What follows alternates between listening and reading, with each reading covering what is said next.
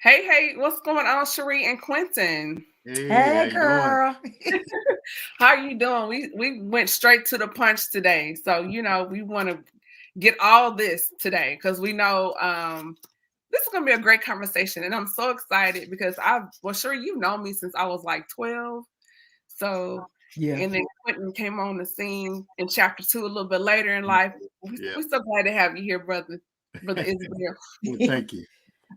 Yeah. So, for those that are not familiar with you, sure you have been here before, Yes. but we definitely want to welcome you back to the show. So, kind of let those that are not familiar with you to know who you are and a little bit about what each of you do. Okay. Well, I am Shree Isabell. Of course, this is my wonderful husband, aka Chocolate Drop Quentin. But Yeah. I am a gospel artist. I'm an evangelist. I'm a radio host. We have our own radio show on our internet gospel station, the Shree Isabel Show on Isabel Radio. Y'all looking for some good gospel music. We play old school and the new school. So Yeah. so we do that. Also, I'm one of the lead singers for Dr. Bobby Jones in the Nashville Super Choir. If Mhm. y'all are ever in Nashville and you go to the African American Music Museum, I am on one of the exhibits there with Dr. Jones. So that's just a little bit of what we do. Yes, Jay Scott talking about Suge Knight. Oh my gosh. Introduce yourself. All right, I'm Quentin Isabell. I am a proud native of Indiana, Boo, a Right. Colts fan boo. for all you Titan folk out there. We are parents of two girls, 25 and 21. And I am a drummer. I do play for One of her. the coldest. He's being modest, y'all. We call him Sugar. He is one of the Right. coldest percussionists out here, Yeah. like no Oh, cap. Thank you. thank you so much. I have been in Tennessee since 1999. So people tell me I'm a native. I refuse to take that title. I'm still a Hoosier through and Boo. through. Currently, Yeah. myself and my wife, we have a mobile notary business. Okay. So we do that during the daytime. We travel around Middle Tennessee and notarize documents, loan documents for a title company. Mhm. So that's Nice. pretty much it for me. Okay. So kind of give us some backstory. What is your love journey? Like how did you guys meet? All right. So Tell it we right, brother. kind of crazy story. I think the first time I saw her was in 2000, maybe. I think there was a banquet at the Maxwell House that Zina Perun was doing, and OCT went. So that was my first time seeing her or hear her sing. But kind of fast forward throughout the years, obviously our churches were fellowship together, and then obviously we had the Pentecost Sundays. We'd see each other. But I think it was 2007 when she did her first live Oh yeah. recording. Hmm. Kendall, My he god brother Wayne. yeah. He called me, was like, "Hey, Cherie wants you to play drums for her live Oh, I recording." forgot And I'm about just that. like, "Who, me?" So I did. Great experience. Um, After that, I became her manager. And that was actually suggested by Greg, Pastor Greg Johnson. He told me to, make sure I looked out for her, which I did. He did. And our relationship just kind of flourished from there. Tell it, brother Isabel. Wow. He said, y'all, he says he gave me an application, which I told him I don't do applications. I did. I just get hired on. This is going to be a very interesting interview. Yes.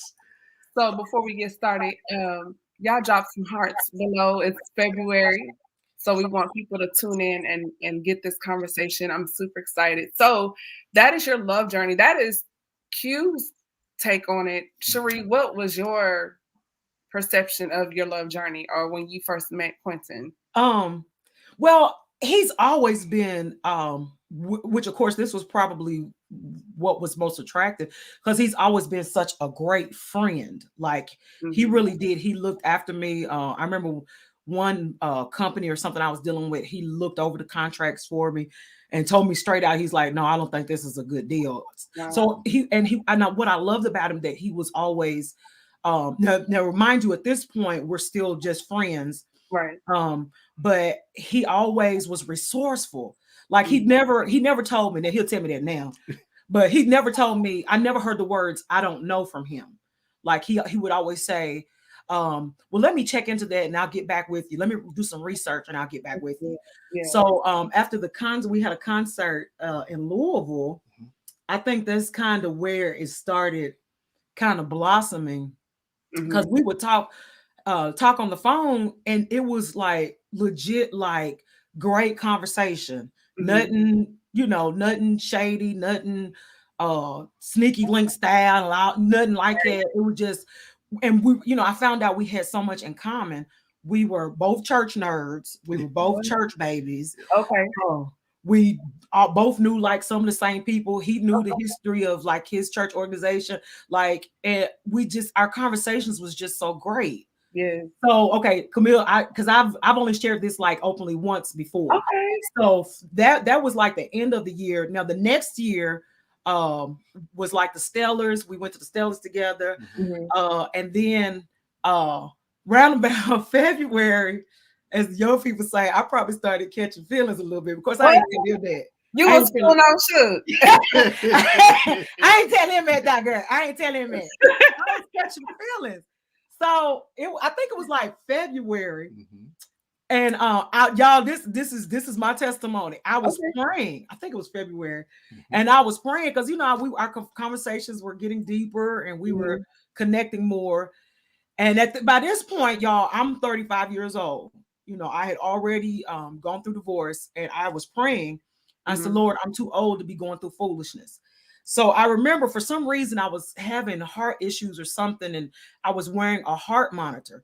So I was at the doctor's office, and I'm only 5'4", so my feet was dangling off the table. Me too. And I started praying. I was talking to the Lord. I said, Lord, if this is not you, if this is not going to go anywhere, I don't want this. If this is not your will, I was like, Lord, I'm at the heart doctor, at the doctor's office. I have a heart monitor hooked up to me. And this is my prayer. I was saying to God, I said, Lord, I'm too old for my heart to be toyed with. I don't want to go through all this. God, is this the person that's going to protect my heart? And I'm praying all these heart prayers. Y'all, while connected to the heart monitor, I look around. I'm praying this prayer. I look around, and the heart machine, the company of it was Quentin. Name was Quentin. And I was like, Lord, what the what? And because I'm praying all these heart prayers. Right. And then I think behind me, and the name on the machine, on the heart machine, was Quentin. So that was kind of like my answer to my prayer. And it just kind of flourished from there. This guy is crazy. He said, with your Nutella and Jif looking selves. Bye. Boy, get offline. Right. Love you too, J. Scott. Oh my gosh. So since he said he's a church nerd, we're going to test this knowledge. We're going to play a little icebreaker before we get into the conversation. It's called This or That. This is the church edition. So this or that, a Viscount Legend or a Hammond B3? What? Hammond B3? Hammond B3. Dare I even ask that? Okay. Dare me.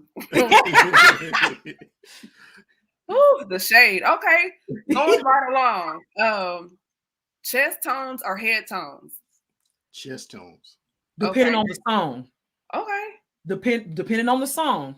Some songs sound better with head tones. Now, if you're singing something hard in church, he definitely a chest tone. But if you're singing something that's very light and kind of whimsical, you need a head tone for that. And see, I'm a choir girl, so I know what I'm asking for those that are wondering. Thank you. Y'all know that. That's good. That's a good one. You know me. Okay. I'm choosing violence. Commission or Take Six? I'm a Commission fan. Okay. You gonna sleep on the couch tonight? What you gonna say? You probably like Commission Take Six, don't you? So I didn't have a lot of exposure to commission growing up. It was my preference because me being a drummer, I was always geared towards music that was live. Yes. And because commission and the Winans did a lot of the don't put the Winans in there. a lot of the program. Okay. I didn't listen to it, but I did love Take Six though because of their acapella. Okay. Yeah. Ricky Diller or James Hall? Oh, James Hall. Say Ricky Diller if you want to. See, when growing up, I wasn't exposed to James Hall. No, I really wasn't. No, I really wasn't. But I was throwing shade, but I really wasn't. I caught it. But no, he is a diehard James Hall fan. Diehard. Okay. But I would probably pick Ricky Diller. Okay. I mean, for real. Okay. Curveball, spring or fall? Spring. Spring, yeah. Me too. Okay. Mally music or Travis Green? Ooh. I'm gonna go Mally. See, I would probably say Travis. Mally's been out longer. I think Travis kind of. I know, but I think Mally has more range as a musician. Mm-hmm. Yeah, he does. Mm-hmm. Yeah, you good, Millie. Good. I still like Travis though. Yes. Okay, Kirk Franklin or James Fortune? Oh, Kirk Franklin. Yeah. Okay. Yeah. Okay.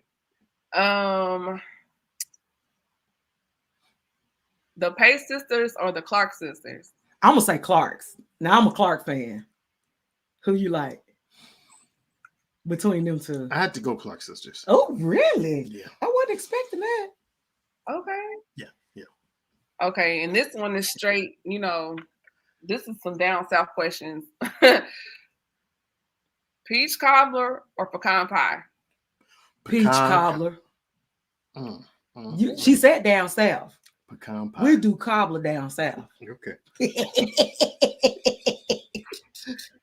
Oh my goodness. But we are here to encourage love. Okay. Right. That's the premise. So we're gonna hop right into the first conversation. The first thing I want to talk about is when you guys met, you both came out of previous marriages. So how did you two, first of all, let's go back to your single mind. How did you survive? Because you're both in the ministry of music, dealing with experiencing hurt, brokenness, while still having to minister or operate your gift and not getting ministered to yourself, going through previous divorces. How did we survive? Or how did you get through that space? Y'all, now I pray a lot, or at least I try to. There's something else I talked to the Lord about. I asked God to keep me busy. Now I don't know what helps other people, but I prayed and I asked the Lord, because honestly, I thought that I didn't think marriage was in the plan for me ever again. I really didn't. Thought it was one and done. So I just asked God. I really got down to business with God. And I'm not trying to sound super deep and spooky and spiritual, but honestly, my singleness, that was the closest probably that I've ever felt to God, felt the Lord, or closest I felt to him, because I was in a place where I had to rely on him. I didn't have anybody else. Mm-hmm. I'm the oldest of 5 kids. My mother had her own thing going on. My brothers and sisters had their own thing going on. And that was the first time, because I pretty much the first time, for the most part, went from my father's house to a husband's house. So I had never lived on my own, had never had to contend with paying lights, water, and buying food and all that. So I really had to rely on God, and I asked him to keep me busy, and the Lord did that. Whatever I could find my hands to do. And then I was preaching too, and it seemed like the Lord knows how to do things. Like my schedule seemed to boom during that time. One of my god brothers told me, he was like, I remember you asked the Lord to keep you busy. And well, I ain't gonna say it the way he said it, but he was like, in word, you busy. Like insert here. Literally correct.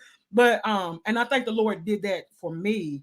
Not that I was not trying to deal with emotions. And I guess that was how I dealt with it, because where I'm from, it just really wasn't a lot of support. And you kind of got looked down upon if you sought support outside of like the church realm. So I had to deal with that, and just all the emotional stuff. So God really brought me, I really had to depend on him. And y'all, I found out, I didn't, at that point in my life, I didn't know just the God of my bishop or the God of my mother, but I really learned God for myself, because I learned that God was a provider. I remember a lot of times that my mother and father, they didn't have much education, but they always taught us to pay your bills and don't mess up your credit. That they didn't really know a whole lot, but they taught us that.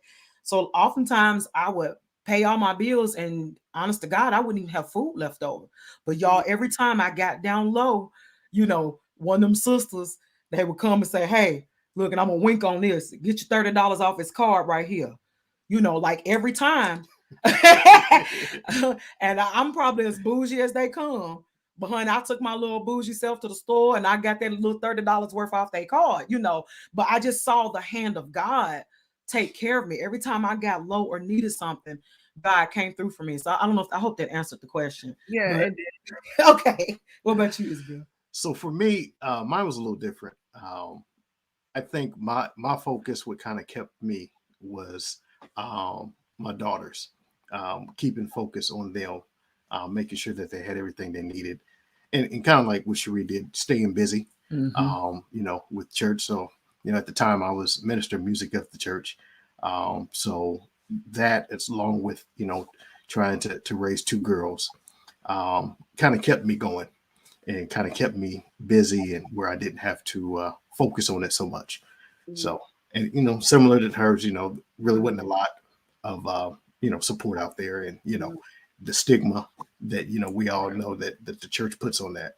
Yeah, I kind of want to touch on that, because it just seems like we dance around that topic, and that's a part of ministry that's needed. And it's not to promote divorce, but right, absolutely. Divorce rates in church are high, Yes. And my question is, why is that not having divorce care or some type of divorce ministry to guide people through that transition? Because I've heard people say it's like experiencing someone die. Like, we have a bereavement committee. Why not have a divorce care? Because it is needed. And usually in those situations, the woman is more catered to, but men have feelings. They go through things. You experience rejection. So even the impact of divorce on men. And so this is my question I want to hit Quentin with is, I've seen men, even in church, when they're hurt, they go savage and they don't bounce back from that. So what kept you from turning into a dog or a bad boy, or going savage, or just, I'm going to be in these streets? Like, what made that different from you? Because we see that so many times when men are hurt, a lot of times they don't bounce back from that. Well, I think for me, it's not really my personality, but I always joke from my childhood. My father raised me extremely strict, and I always had a fear of anything that I do. There's going to be consequences for me. Other people may be able to do that, but for me, it's going to be severe consequences. Like, I remember, growing up in high school, where I was like, I wouldn't even dare think about, messing with a girl, because my fear was, soon as I do, the trumpet gonna sound. Right. And then I'm stuck. You know what I'm saying? So I think for me, it was just that training that I had growing up, I guess, is more of a fear thing for me. And then two, it's not really, I didn't want to get caught up in all that, because I knew that I wanted to hopefully, get remarried. And, I did have a moment, my girls joke about, when I had a couple young ladies. He thought he was a player. Before Shree, where, I would have a couple young ladies that I was talking to, and I'd knock on the door of one and getting off the phone at the same time. So, I can't believe you confessed that out loud. I did. You supposed to be a Pentecostal playboy? It was just, a brief moment, y'all. I was just kind of, checking out, seeing. Go ahead and minimize it. We hear you.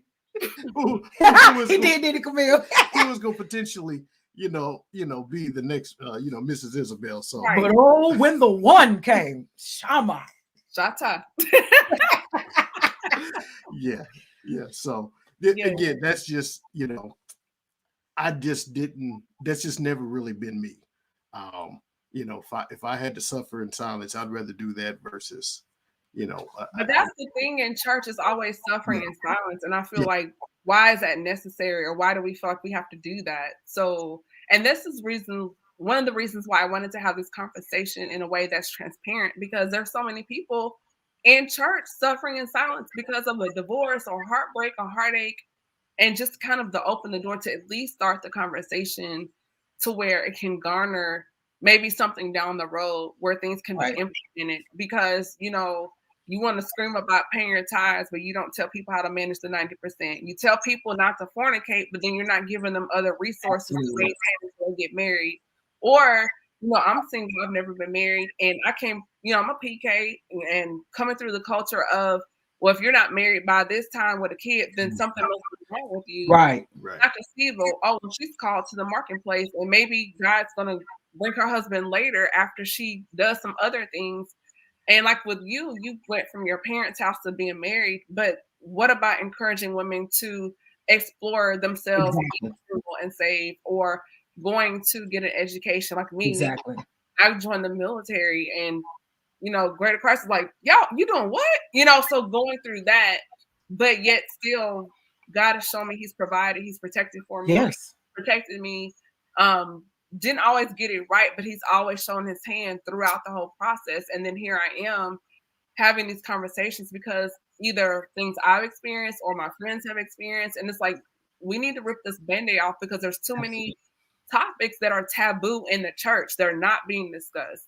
And people are just shouting over things, and you need to go to therapy. There's counseling. There's other ways of ministering to people other than just coming to church and spitting all over the altar, which we can't even do that anymore. Right. But it's just like we need to have this conversation. So with you guys going through that, can you kind of touch on and to not bring other people into the situation, but where were you within yourself as far as your self-esteem after the aftermath of the divorce?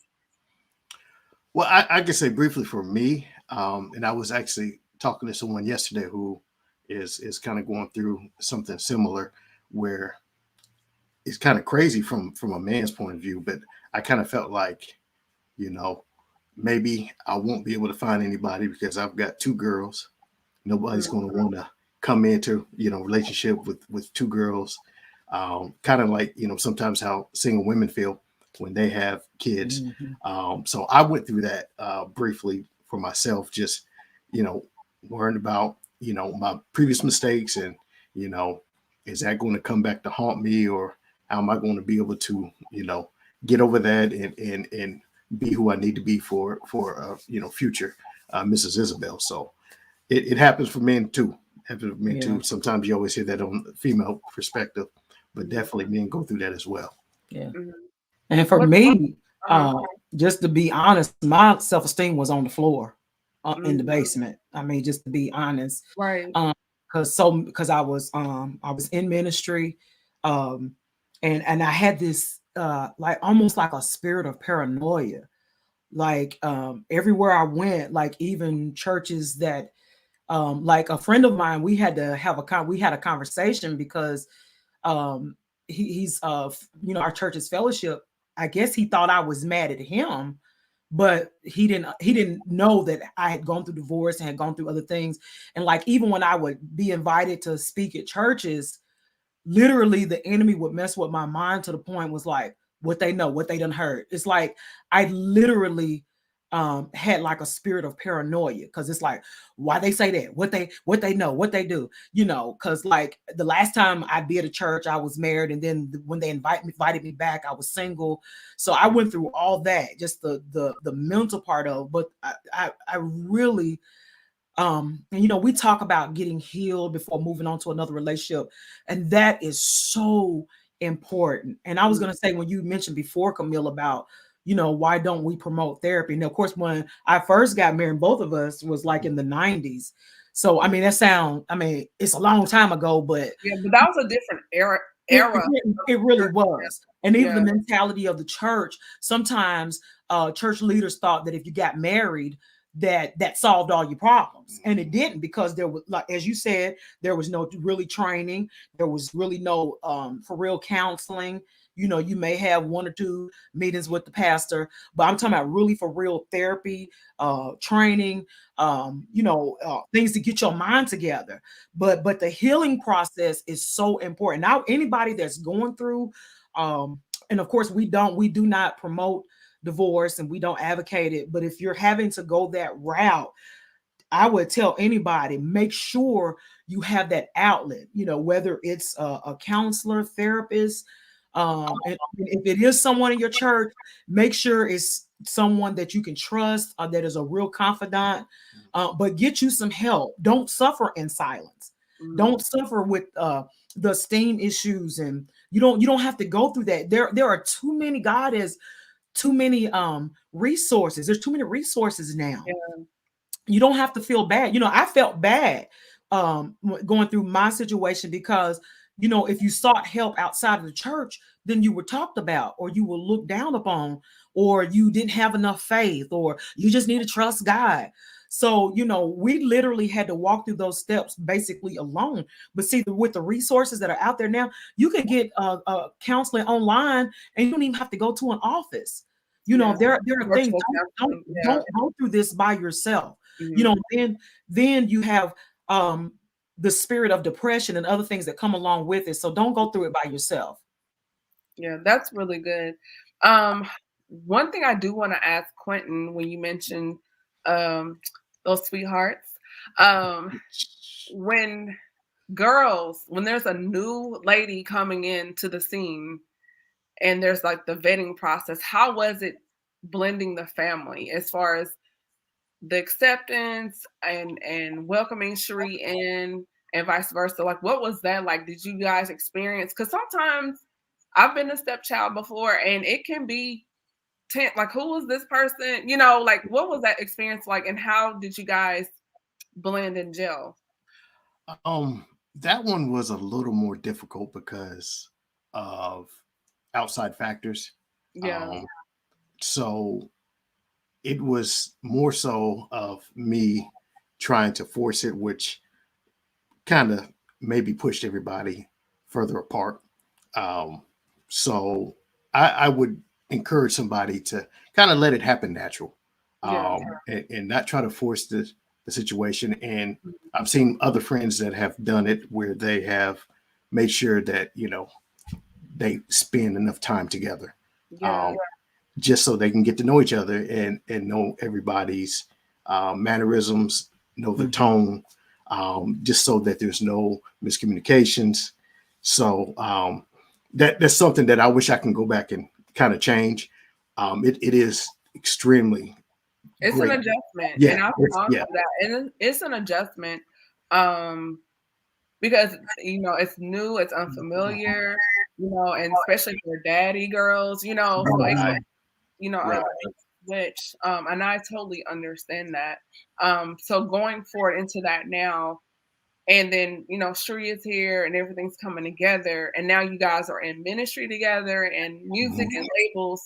So can you guys kind of touch on the importance of when you marry somebody that may not be so much tied into your purpose, or the importance of marrying someone that aligns with your purpose, and how your gifts complement each other in marriage and in ministry, and how important that is?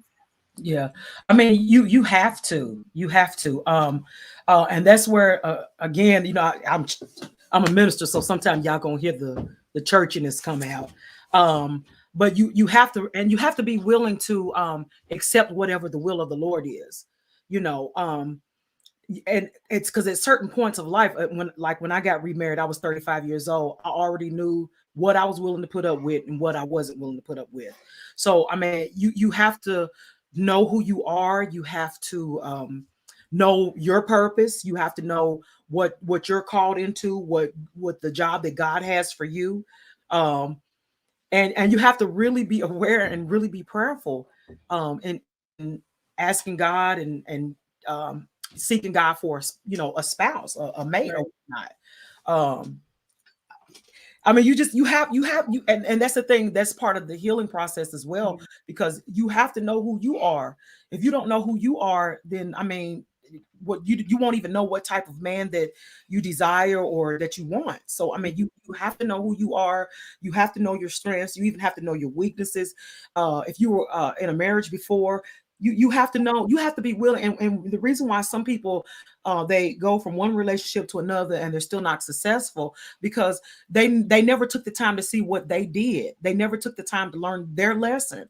I knew, in order to continue that healing process, and be prepared for the next one if the Lord saw fit, I knew I had to look back at myself and say, hey, what did you do to contribute to where you ended up? And Accountability. It's it- always people finger point, but then it's like you have to also look at your role in the situation as well. Absolutely. Absolutely. Absolutely. Yeah. So, I mean, that's so important. We always want to talk about being not unequally yoked, talking about a believer and a non believer. But sometimes, even in the church, we getting with folks and you ain't a bit more equally yoked than a man in the moon. You've been saved 20 years, and then this cute little person with the gold tooth just got saved yesterday. And then all of a sudden, that's just not, there's no experiences there. There's nothing that's compatible there. So I mean, you just have to know who you are. You have to know your purpose again, and you have to know where God. I knew, I'm not saying I'm all that. I'm the best singer, best preacher. There's people that can out sing me, out preach me before I get to the mic good. But I Right. knew that God was taking me somewhere, and Right. I knew that whoever was in my life, they had to be able to understand that call and understand me, my personality, my ministry. They had to understand that and be willing to accept it. What did you say Bishop asked you when you told him about me? What did he, our pastor, Bishop Mary was like, I asked him, I do was do like, his voice? I said, Bishop was like, I want to ask, Mhm. he was like, mm. He said, she gonna say yeah? And I was like, what? And I was like, hmm. And he did ask me too, as far as how I would feel with No, someone he go, out front. well, Yeah, yeah. Somebody who's out front, if that would bother me, yeah, as because being, men can be insecure, yeah, and yeah. yeah, And that to me, again, goes back to my personality. That stuff don't bother me, right. because at the end of the day, I knew, what I'm saying, where she would come home to. So, if she succeeded, I succeeded. All right, And so, absolutely. that's been my thing the You whole time. opening the door because I do want to talk about that because, and I've seen it happen to some of my other friends where they were more in the forefront because of what they do. Right. And the husband became resentful or jealous of the wife's gift. And I've seen it in return, and vice versa, but Mhm. particularly with men where they can sabotage things, because of ego or whatever. So, Mhm. and you said that's not your personality, which is great, but it does happen. That's a real Yeah. thing. Hmm. And some people can't handle that if their spouse is more in the forefront. You have insecurities, especially if you've gone through something in a previous marriage, which ties into the next topic as far as learning to trust again, being willing to be Yes. vulnerable again, and coming to a situation where you both had emotional triggers or traumas.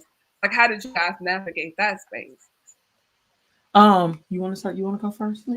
Oh, well, I know with me, Camille, I asked the Lord not to bring me anybody until I was healed and could handle it.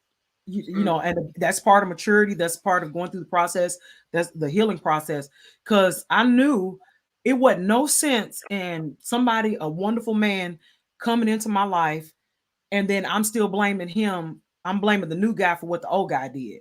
And I, right. I didn't want to take a brother through that. Because let's be honest, girls, we can be crazy. Oh, I mean, let's just be honest. We can be out there. We crazy sometimes. And I knew, I was like, Lord, I do not want to put a brother through that, going through all these crazy weird emotions and having mm, flashbacks and being triggered and traumatized because he say pumpkin, or cause he put the toilet paper a certain way. What and do you being mean triggered. talking? What, you know, right. And then you're not gonna do me like that. You know, we women do that. And so women be you're crazy. right, you do have to heal from that because Yes.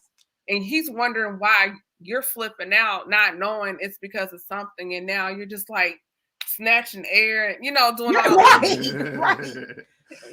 so it's just like Right. you have to get in a space, like you said before, to be healed because if he's like, I'm going to get gas, well, it only take 3 minutes and he's been gone 8. So where's, you know, All that craziness. Yeah. Why would you want to put a brother through that? I'm sorry. No, you good. I tell you, I knew that she was good.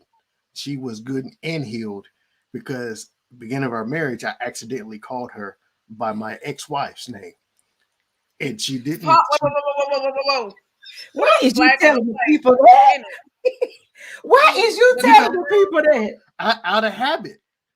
And Yeah, I mean, yeah, right. It was a habit, you know. Yeah. Because we're Sheree, married. you didn't rip off eyelashes? No, I really did. She was so chill, and Yeah. I was like, I was shaking because I was like, uh-oh. Yeah, I mean, you spend 10, 11 years of your life with somebody you've called that name. Yeah. You know, that's, I mean, I wasn't going to flip out on Sheree, that. Leslie Isabell. I'm going to tell you something. Okay. Sis, you's a good Now, one. it wasn't doing no private moment, y'all. Just in case y'all, it wasn't during a Okay, because Camille Celeste would have been moving furniture.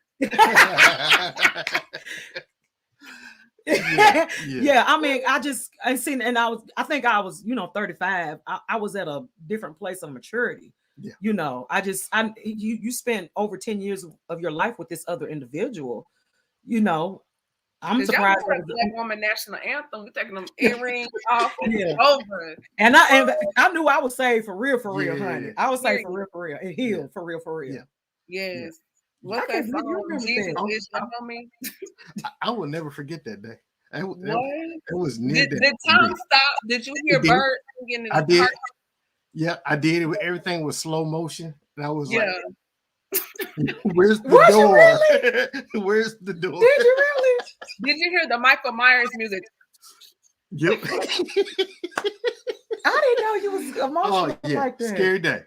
Scary day. So you should have been. When her reaction showed me that she was, because I was like, I've heard horror stories and it didn't happen. So yeah. I was like, thank God. Amen. Thank God for the blood. I didn't even know that, baby. Yeah. Oh, okay. That's deep. What about you, Sheree? Well, as far as what? Being willing to be vulnerable and to love again, like being in that space. I was single for about 3 years. Mm-hmm. And it was hard. It was hard because I'm like, I didn't want to be hurt. I didn't want to go through foolishness. I didn't want to go through no scandals. I didn't want to go through that, so to be trusting. But again, with Quentin, we were already friends. We and the old saying said friends before lovers. Yes. That's really a true saying. Power of friendship before relationship. I don't think a lot of people understand that. They don't. Because being friend zoned is actually one of the most powerful places a man can exist with a woman if he's smart and not in a manipulative way. Yes.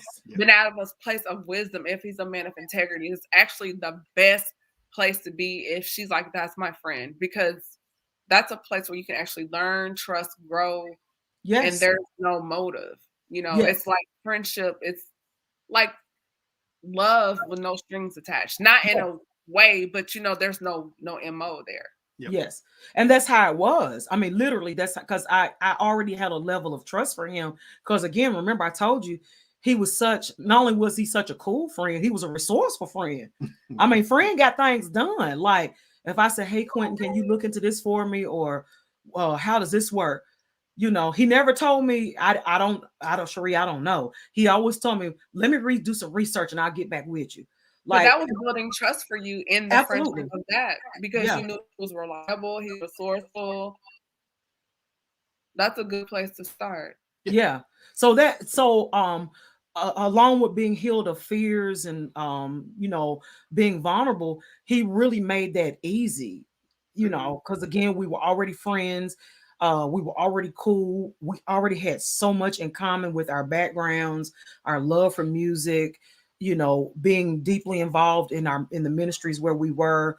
So we already had so many connections. It really was like a natural I don't know if evolution is the right word. It was like a natural flow into that next level past the friend zone. So yeah.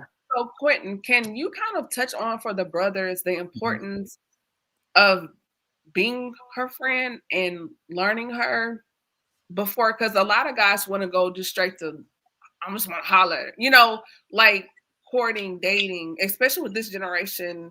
Everything is like so fast, and it's like nobody really wants to take the time to talk, get to know each other. Oh, that's lame. But the importance, not texting, but like talking, Yes. learn, doing things together. What Yeah. are her interests? Like, can you kind of unpack that for the brothers a little bit? Well, that's a maturity thing. Okay. You've got to be mature enough to understand that ladies are more than just the physical outward appearance. Obviously, she's a beautiful lady, so that was something that caught me. But I wanted to know who she was. I wanted to find out what made her tick. A lot of it was I kind of looked at it kind of like research. Just so I knew how to make, if this was going to work, a second time, how to make sure that it was successful and that there were no issues. I knew not to say this, not to say that in order to trigger or, Learning her temperament. Exactly. Yeah. Exactly. And then you became a Shreeologist is what you did. You became a Shreeologist. I did. Right. And by knowing that and listening, because ladies will give you tips all day long. Yep. And that's something that I learned working in sales for years, is when you listen to people, they'll tell you what they want. And that was something I wanted to listen and find out, what is it that she wants. And so. And he still does that. I still do that. And I think I've pretty much got everything off the list. I asked, what is it that you were wanting for Valentine's Day? And she was like, you've got everything that I've, ever asked for. So real, for real. And that's for me listening. Now, I will tell you this funny story. I think it was our first and second year. Oh, I know what you're going to Christmas. I was still honing my skills as a listener. And she had a crock pot that she had borrowed from her mom. And so I was thinking, man, what a great gift for her is to get her own crock pot. And that backfired severely when she opened that up on Christmas Day. I'm looking at this big box with my name on it. I'm thinking it's something jewelry or something. I opened that thing up and it was a crock pot. I could have thrown that thing out the window. Oh, man. Yeah, and that was a learning experience. And I mentioned it to Bishop, and he was like, "No, man, no, you never buy him something that you use for the house." And I was like, I thought I was listening. You did, but you just got the wrong thing. Yeah. Went down the wrong path. To his head and not his heart. Yes, that's right. Exactly. So going through those trials of trust, where is one instance in the early stages of your marriage when you realized that you still needed to work on areas of trust in the marriage because of what had happened in the past? That's a good one. Kid you not, I can't think of any. Me either. Because I think we did such a, God, it sounds so boastful, but I think we did a good job of trying to learn each other, where there really weren't any instances I can think of where there were any trust issues, because she knew who I was and my love for her, and vice versa. Something that we always reaffirm, like she tells me multiple times a week how I'm her favorite person. It ain't no multiple times. Yeah, it is. Girl. So I honestly, that's a great question, but for us, I honestly cannot think of a time where, we had anything, because again, it's going back to the maturity thing. And then also, listening and knowing and being conscious and making sure that you're not doing anything intentionally. And if you do, and you can kind of see where it may be going, you can be like, hey, I'm so sorry. That's not what I meant. That's not what I didn't mean, kind of head it off at the pass so it doesn't become anything bigger. Yeah. So do you guys find each other quicker to apologize if you realize something may have hurt the other's feeling? I think he's a little quicker than I will repent, but he's a little quicker at it than I am. Y'all pray for him. Yeah, but I think this may be coming with age and maturity. I think the older I get, maybe because I know every year as closer to the Lord coming back. But I'm listening. Okay. The older I get, I try to repent quickly. Like now, I might be mad. I think a couple weeks ago I was mad for a whole day.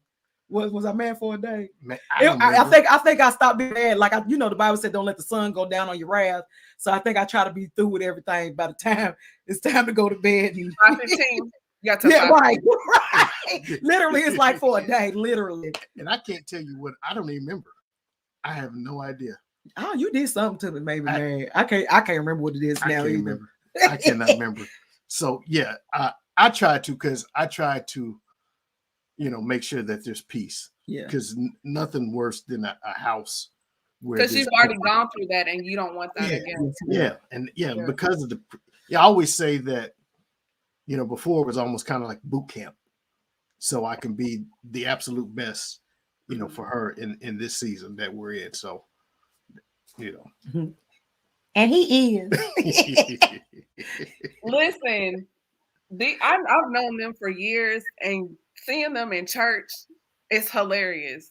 Oh gosh, because I ear hustle, and I could be walking by, and she's like, "No, Brother Isabell," and I'm like, "Why is she calling her husband?"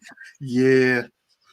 Or him, Camille, when you was away in the military, him trying to direct me on the praise team from the drums. You off. And I'm looking at the music director like, am I off? And he's like, no. No, because he'll look over his glasses like, right. Like, I need you to play the drums, sir. I got a music director up here that can tell me if I'm off. Sir. Oh my gosh. So it is genuine love. It is nothing but all love. I'm just really enjoying the conversation. I'm looking at my list. We pretty much hit all the things I feel like we should bring out. First of all, I just want to appreciate you guys' transparency, just sharing your love journey and everything that you guys have gone through. This has been a lot of fun. But before we leave, do you have any nuggets or jewels to leave for those that have been divorced or maybe going through divorce and they're kind of gun shy about wanting to consider another relationship or marriage? I would say, first and foremost, make sure that you heal. Mm-hmm. That's first. You have got to make sure that you're not carrying anything into the next relationship, that may make that relationship sour, So you have to understand that they're two separate individuals. You cannot hold them to, standards of the past. But the healing is first. And then take time to, take care of yourself, love yourself. Absolutely. Enjoy that time just with you.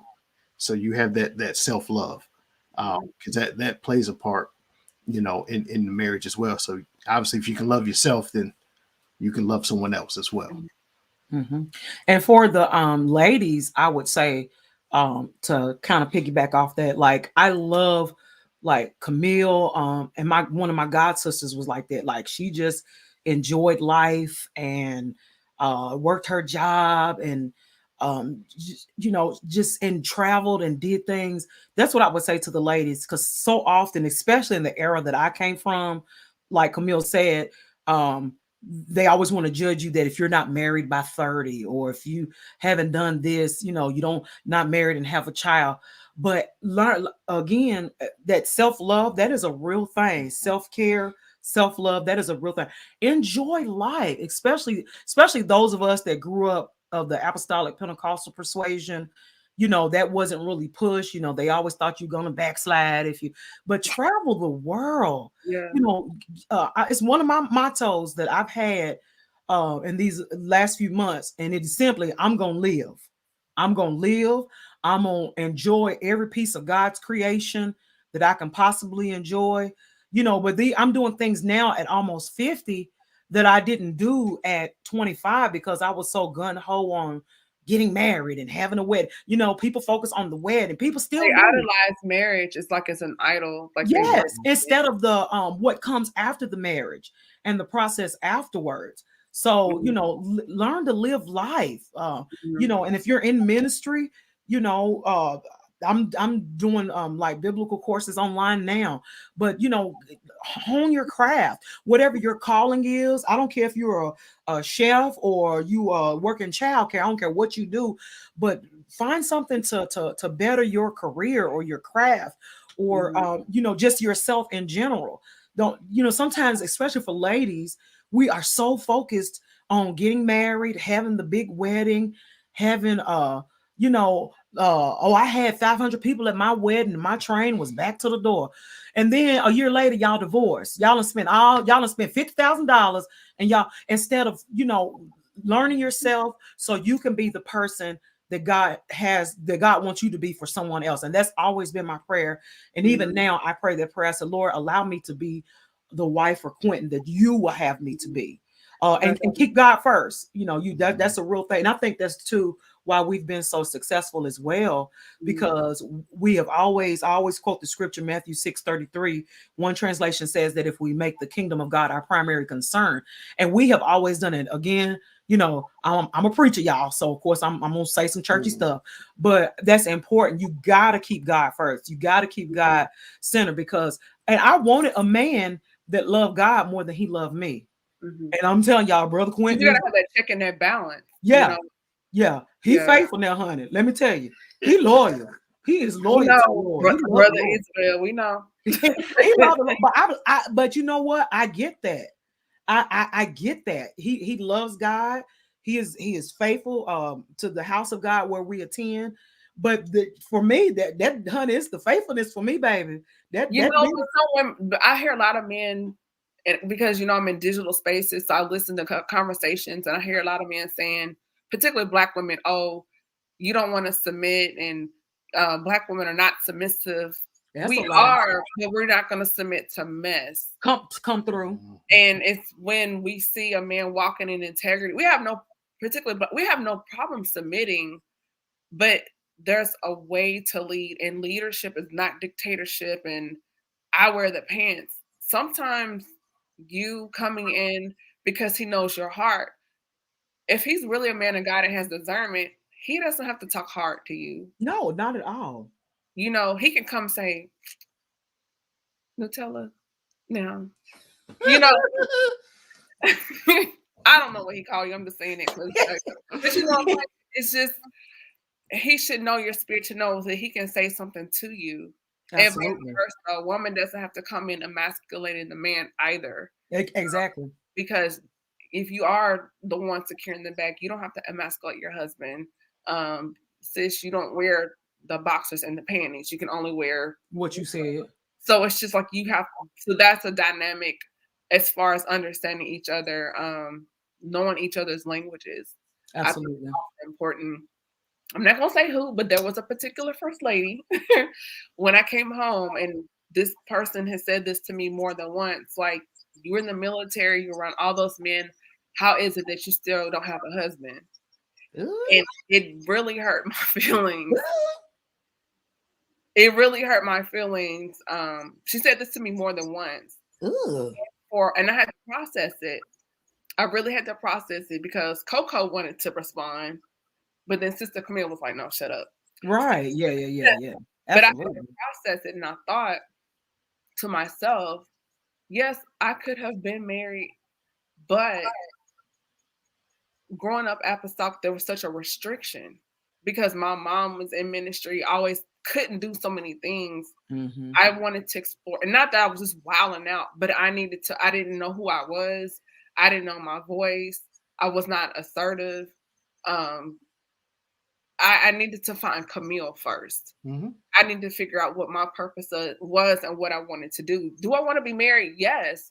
but I want to be an asset and not a liability. It's a Absolutely. partnership. I want to come in with a team player. A lot of women want to have the Real Housewives mentality and just sit and eat. But I'm like, no, brother, I got forks, I got napkins, Right. let's do this together. That's my mentality. But I knew I needed to do some things and build myself up. I was a college dropout. So I was like, okay, I need to go back to school. I have my master's degree now. And some guys might not care about those things, but I needed that for Camille. That's Right. right. Um, and in that, I've learned to really love myself. I found my groove. I'm happy. I'm in a good space. I'm in digital media. I'm an author now. I Good. have a real estate school next month. I'm doing other things. So, Yes. like, I like where I am right now. Not to say I don't want to, but it's just like because being in the military and traveling, I see God differently because Yeah. I Right. think it's him beyond the four walls. And one of my what I call my spiritual awakening moments where it matured me on deployment, and we woke up and we spent Resurrection Sunday on the Red Sea. And so Wow. just that experience shifted my perspective of God, how I read scripture, because naturally but spiritually it's a lot going on in that place in the earth. And so for me to have that experience, when I came back to church, I was like, and it was a lot going on. That girl, you didn't. The spirit was high, and I was like, because the way I was interpreting everything was different. Right. I bet. Yeah. Mhm. Yeah. So where I'm at now, um, talking to people, and I've dated before, and thought about, well, I might marry him, whatever. But looking at the guy, I have not met someone I felt emotionally safe with, or I felt spiritually covered by. Right. I could trust him in his integrity and his emotions and maturity, and I have not met that person yet. Wow. In and out of the church, I have not. Wow. So until then, you know, I'm just paraphrasing the Negro International version. Boaz found Ruth when she was hustling. Mm-hmm. Her hands were she was working. So I'm like you. I'm right now. God keep me busy. I read, Right. look like I'm doing other things, and it's not that I'm killing time, but I'm really I'm living my life right now. That's Mhm. good. That's awesome. At that point, maybe I'll move him later. I don't know, but I'm so focused on just loving me and enjoying the space to where when that person it comes into my space, it's like, oh, okay, But Right. I'm not pressed. I'm not pressed, and I That's think awesome. women, because of the church culture, when you have first ladies or mothers or whoever in the church making these comments out of desperation because the clock is ticking. Now you're making a decision, a knee jerk decision, because you're trying to beat the clock. Mm-hmm. And you're making a decision that could be detrimental to your financial future, your Absolutely. emotional future, your spiritual future, and maybe even your physical future. Absolutely. Mhm. Mm-hmm. So that's why, I'm not ringed up yet. Yeah. It's all right. That's all right. That's beautiful. And I wish I had that mentality back in the 90s. Mhm. I really do. That's why I say you and my god sister, and there are a few other sisters that I truly admire, because I'm like, man, I wish I had done that back in the 90s. I wish I could go back and tell my younger self what you just said. You Mhm. know, go to school, enjoy the world. But sometimes the Lord will have others walk the journey, so you don't have to suffer. Yeah, and I want to be one and done. That is my desire. Lord forbid if that happened, I need to be able to take care of myself. What you Right. said, yeah. That's right. There's so many women that get in spaces because they are financially trapped, you know, Mhm. Yep. and I don't want to be one of those people. I want to be able, and if the Lord were to take him, then I'm still all right. That's right. Yep. Mhm. That's So right. it's like I think as women get so focused on the event of marriage and I said yes and hashtag, social media Right. relationship goals. But it's like, sis, you have to think about preparing for marriage.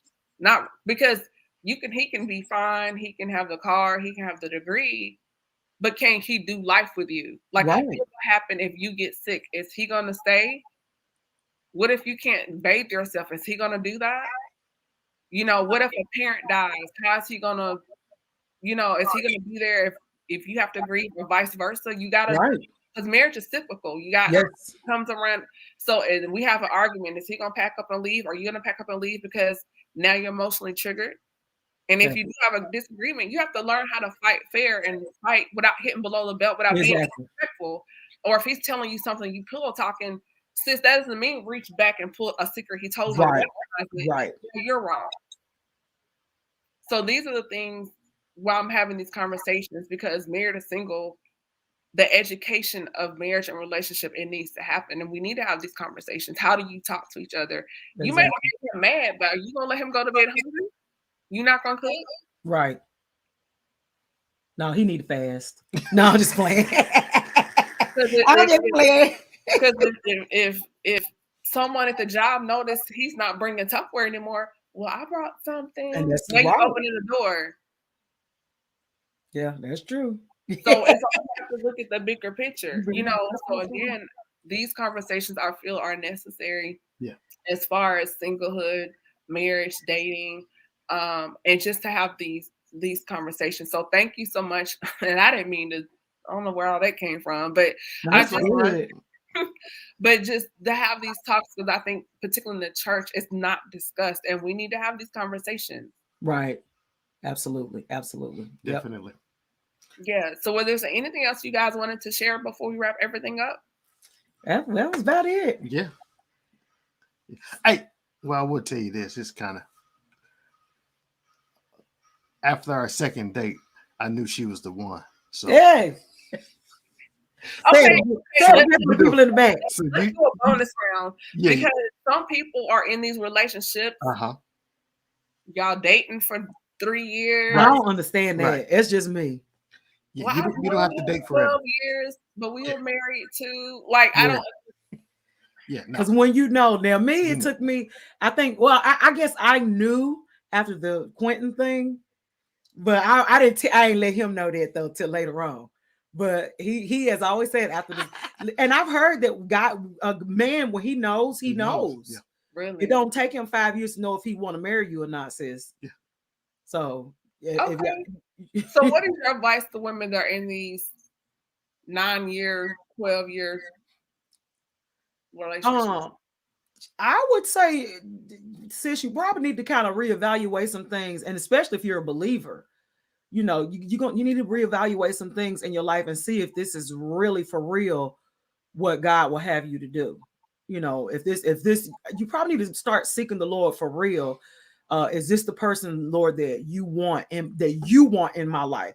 Not the person that you went to the club and you got him and you tried to get him saved and helped him speak in tongues and all that. Married dating. Right. I ain't talking about that. I'm talking about the person that God for real want in your life. Because you know what? It's one thing I love about God. He don't make no mistakes. And if God says so, and if that is the person, now I'm talking about if God say it. I ain't talking about you telling yourself. Yeah. I'm talking about if God said it. There's a lot of people that feel in their spirit. They are. The heart is desperately wicked. It's like, oh, but I just feel it in my heart. Well, Jeremiah said the heart is desperately wicked, and who can know it? I mean, sometimes you can't even trust your own heart, because your heart will lead you down a destructive path. So my first marriage, I got married when I was 18. Had one of my uncles. He came to me. He was like, "Heard you get married." I was like, "Yeah." He said, "You asked God?" And I'm like, "Yeah." He said, "Boy, you ain't asked God." And you still and I never forgot that. I was like, Yeah. So it means something to have God's approval. Yes. It means something. Man, this is so good. We just keep opening doors, but I'm not like these preachers. 3 more minutes. I'm gonna. I definitely want to bring you guys back for more conversation. Okay. For those that may be watching and listening, please let us know if you really enjoyed this conversation, and be sure to follow both of them on social media. Before we end, what do you guys have next on the horizon? You want to go over that? No, you tell it. No, that's you. So, to anybody that follows me. So as of this past Sunday, I am officially signed to DAF Entertainment. on the label DAF Entertainment. Is it what's the Alright. entertainment group? So that's what we're working on next. Of course, and I got my new single is the pre-order is February the 11th. Oh, can I tell it, Camille? Yeah, go ahead. Oh, okay. I done said it now. Pre-order is February 11th and it drops February 25th. Okay. So I am God. That's probably a whole nother conversation too, Camille. So God really was faithful and came through for me on that to allow that just that wonderful blessing. Well, look, I'm booking for April, so you can come right on back. Yeah, and so the good thing about this is it is an independent label, which we love because we've been doing this on our own, for 10 years. So we still get to maintain our creativity. Yes. We own our masters. Good.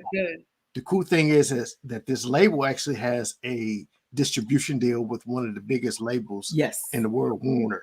So they're going to be helping pushing it. So it's a win-win for us. And we got the word that Warner likes my song. Yeah, and they like it. So they don't. I guess they don't like everybody's song, but they said they like this one. So congratulations! Yeah, thank you. Yeah, so it's an awesome blessing. So we're excited about that. God is we have to bring you back and celebrate. Yes. You know me, I'll be in your DM. Hey, Reed. Right. Yeah. You know when people want some, hey sis. Right. You can do that. Everybody can't do that, but you can do that. Thanks. What's up, Carlos Hale in the comments? What's going on, Los? Oh, Carlos. We missed you. Yes, I've known Carlos way back when we were all in college. He was at Lane, I was at MTSU. So, okay. Yeah, what's going on? So first of all, thank you so much just for joining me here. I do appreciate your transparency about your love journey and just having an open conversation. I think we did pretty good to talk about divorce in the church. We did so tactfully. We did a good job. Yeah, I think so too. Yeah. So definitely want to bring you guys back to have more conversations about love, marriage, and so on, and just advice to those. How long have you guys been married? It'll be 13 years in November. Yeah, so we need to bring you back just for some of those conversations, and maybe even do a panel discussion with a couple of other married couples. I think that'd be cool as well. So, your guys' social media, what is that one more time? Everything is at Shree Isabell. SHREE is a bell, just like it sounds. Cool. That's my radio voice. Yes. And where can they find the radio station?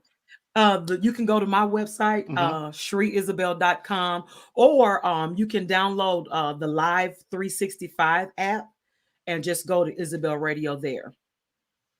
Awesome. Well, for those tuning in this entire month, every Tuesday, I'm going to sit down with married couples. We're going to have different points of discussion. Next week, I'm going to have Pastor and First Lady Deborah Walton on. Oh, yeah.